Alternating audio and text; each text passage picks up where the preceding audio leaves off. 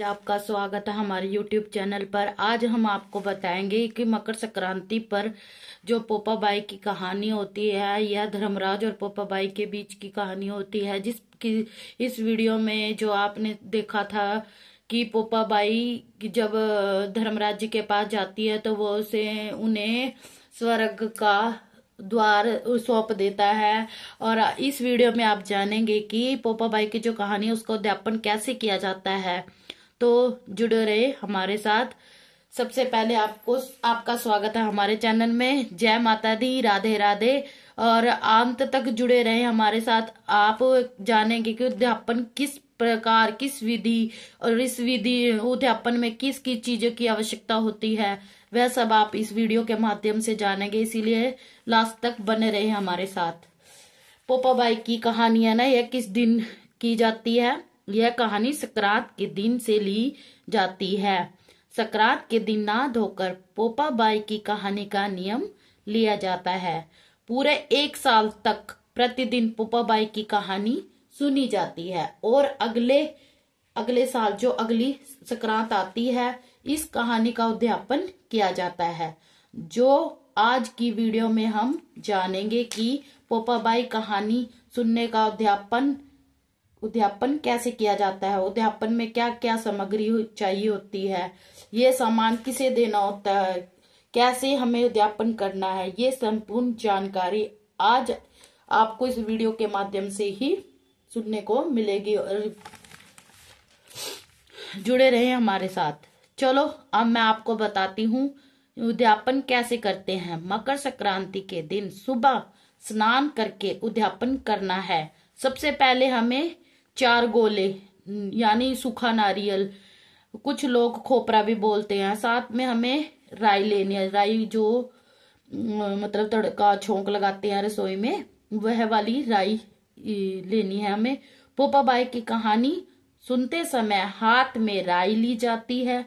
अध्यापन के समय हमें राई जरूर लेनी है, जिससे वही राई जो अभी मैंने आपको बताया था कि सब्जी का छोंक लगता है, जिससे वही लेनी है। अब गोला लेकर उसको काट लें, मतलब 2 पार्ट कर ले, जैसे आधा आधा कटोरी जैसी बन जाती है। ऐसे ही चारों जो नारियल होते हैं उनको सभी को काट ले, वो 8 कटोरियां जैसी बन जाएंगी।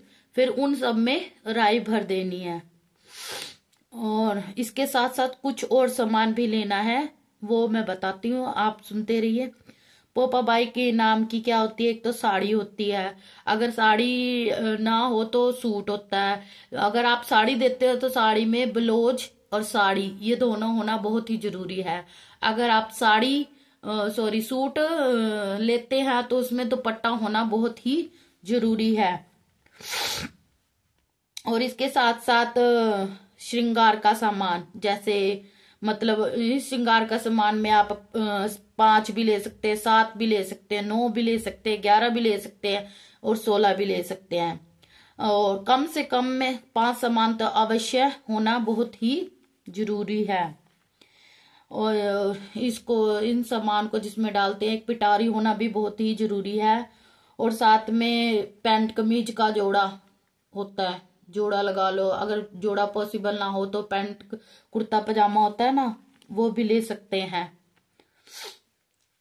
इसके साथ दक्षिणा तो बहुत ही आवश्यक होती है, क्योंकि अगर हम कोई भी अध्यापन करते हैं या कोई धार्मिक कार्य करते हैं तो इसमें दक्षिणा का बहुत ही महत्व होता है। कोई भी अध्यापन दक्षिणा के बिना संभव नहीं होता। यह जरूरी नहीं है कि आपको ज्यादा से ज्यादा ही दक्षिणा देनी है, जितना आपका सामर्थ्य होता है ना उतना भी चलेगा। साथ में कुछ खाने का सामान, जैसे आप जैसे चाहें, जैसे रेवड़ी मूंगफली होती हैं, ठीक है। रेवड़ी मूंगफली के साथ तिल का बहुत महत्व होता है। तिल का जो दान होता है वो संक्रांत के दिन पे तिल का दान किया जाता है और यह दान बहुत ही शुभ माना जाता है। आप खाने में मीठे में मिठाई भी दे सकते हैं, चूरमा भी दे सकते हैं, या खोए की, या फिर लड्डू, कुछ भी आप मिठाई मीठे के रूप में रख सकते हैं। मतलब कहने का यह है कि आप खाने की कोई भी चीज ले सकते हैं। ये सारी चीजें हमें लेनी है, इनको मिंसना है। मिंसना समझते हैं आप? जैसे आप करवा चौथ पे वो निकालते होंगे संदारा, सॉरी, मिणसते हैं, वो मिंसोगे। मिंसने के लिए हमें हाथ में जल लेके इन सब के ऊपर से वारना है, वार दिया और उसको मिंस देते हैं। एक और मिलते समय हमें क्या बोलना है, वह वह भी बहुत जरूरी है, वह भी आपको पता होना बहुत ही जरूरी है। तो सुनो, क्या बोलना चाहिए। हम बोलेंगे, राज करे पोपा बाई, लेखा लेगी राई राई। क्या बोला है? राज करे पोपा बाई, लेखा लेगी राई राई। इस तरह बोलते हुए सारा सामान मिन्स देंगे। उसके बाद यह सारा सामान मतलब दान करेंगे। ये सारा सामान में मतलब किसको देना होता है, किस किस को दे सकते हैं हम, यह भी आप इस वीडियो में जानेंगे। सबसे पहले ये दान हमें पंडिताइन को देना चाहिए।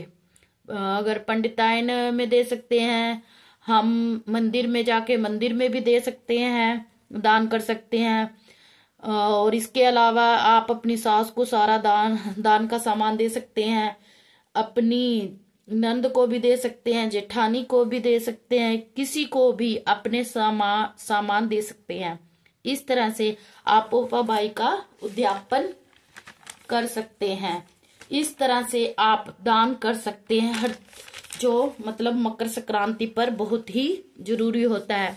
सबसे पहले आप इस चीज का ध्यान अवश्य करें। अगर संक्रांत पर आप नियम लेते हैं, यह नियम पूरे नियम जो इसकी कहानी के होते हैं, प्रतिदिन कहानी करनी होती है और यह पूरी साल भर तक चलती है और प्रतिदिन नियम से ये करना होता है। और आपसे बस यही अनुरोध है कि हमारी वीडियो को लाइक करें, शेयर करें, सब्सक्राइब करें और सबसे पहले कमेंट जरूर करें आपको यह वीडियो कैसी लगी है। धन्यवाद। जय माता दी। राधे राधे।